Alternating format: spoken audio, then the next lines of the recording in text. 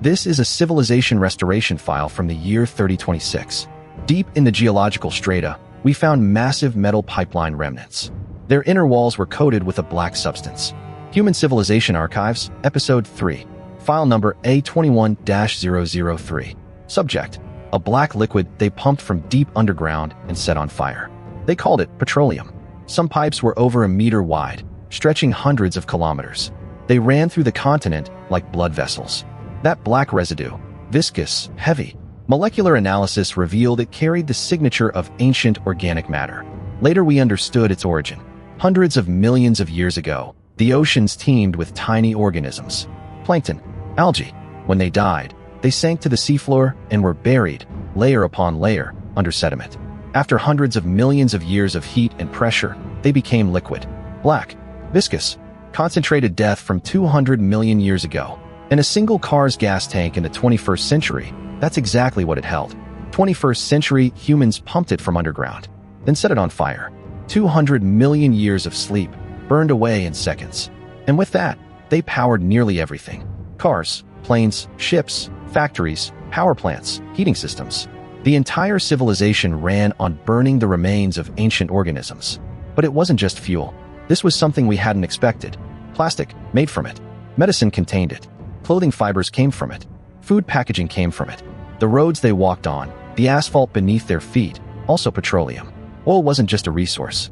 It had become part of civilization itself. At first, we assumed they didn't know.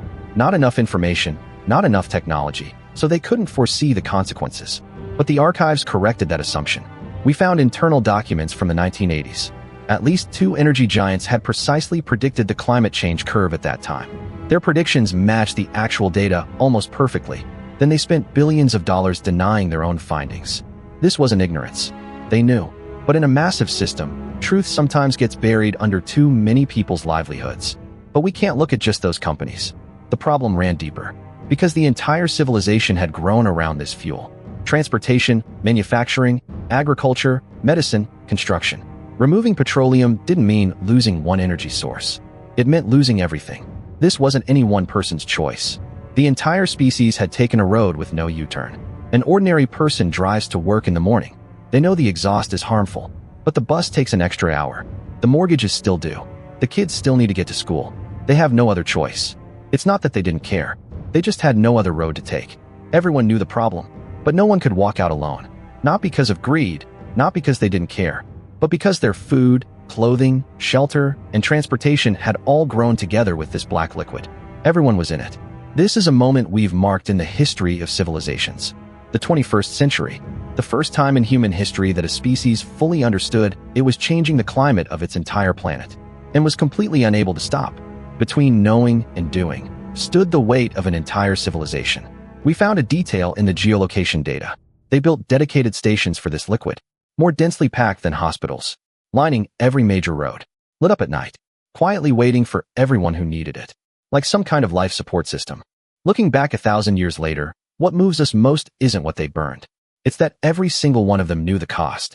But every morning, kids needed school, work needed doing, roads needed driving. No one was the villain. Everyone was just getting through their day.